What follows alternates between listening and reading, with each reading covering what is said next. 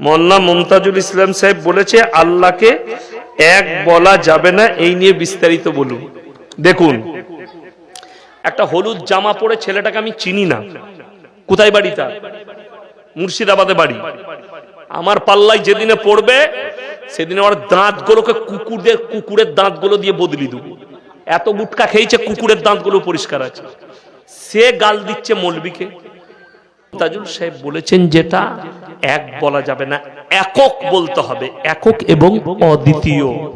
তাদেরকে বলবো গুটকাখোর আর জিলাপি হুজুর দিকে ভালো করে কোরআনের তফসির দেখো। তোমরা তো কবর পুজো করো আর কবরের সিজদা দাও, আর যারা জিলাপি খায়, সিন্নি খায়, তাদের কোরআনের তফসির বুঝে আসবে না।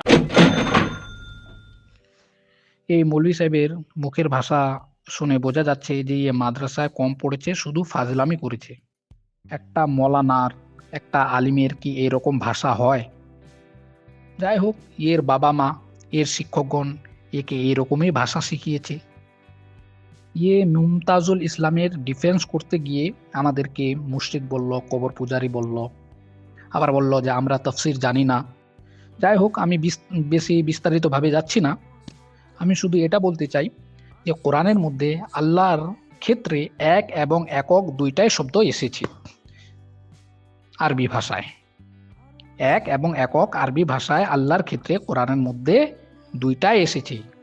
যেমন আল্লাহ তাআলা পারা নম্বর 2 সূরা নম্বর 2 সূরা বাকারা আয়াত নম্বর 163 পৃষ্ঠা নম্বর 25 বাম দিকে আল্লাহ তাআলা বলেছেন ওয়া ইলাহুকুম ইলাহুন ওয়াহিদ।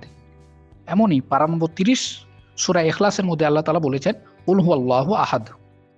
সুতরাং আল্লাহ তাআলা কোরআনের মধ্যে নিজের জন্য এক এবং একক দুইটাই শব্দ ব্যবহার করেছেন।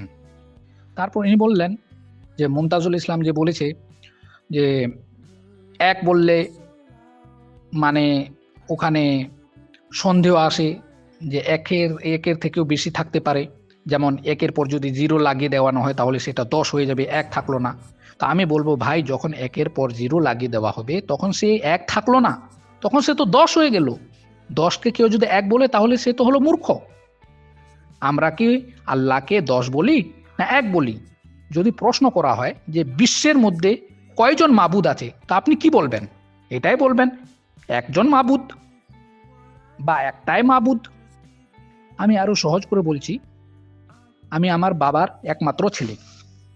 যদি আমার বাবাকে কেউ জিজ্ঞাসা করে যে মৌলানা সুলেমান সাহেব আপনার কয়জন ছেলে, তখন আমার বাবা যদি বলে আমার একটা ছেলে, বা এটা যদি বলে আমার একটাই ছেলে, দুটাই সঠিক।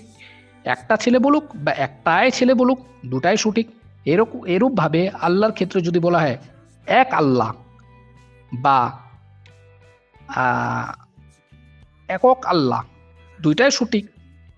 আমি একে বলতে চাই, তোমাকে যদি আরবি বানানো দেওয়া হয় যা এক আল্লাহ বা আল্লাহ এক, এর আরবি কি বানাবে তুমি? যদি বলা হয় আল্লাহ এক, এর আরবি কি বানাবে? এটাই বানাবে না, আল্লাহু আহাদ।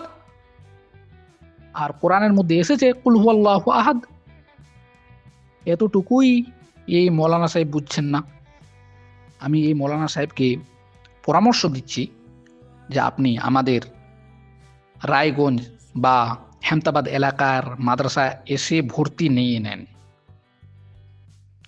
আপনাকে আমি আমার অ্যাড্রেস দিচ্ছি, আপনি বিন্দুলে আসেন।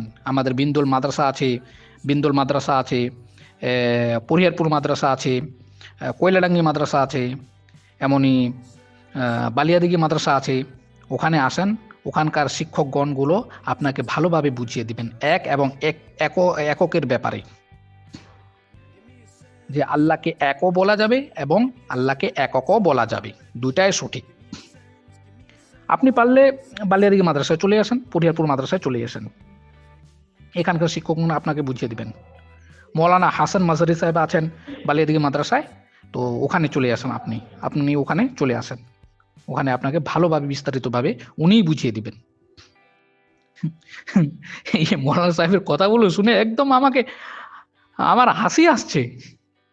কিরকম বোকামোর মতো কথা বলছে। মনে হয় শুধু বাংলা বই পড়ে নিয়েছে, হ্যাঁ, আরবি বই পড়ে নাই।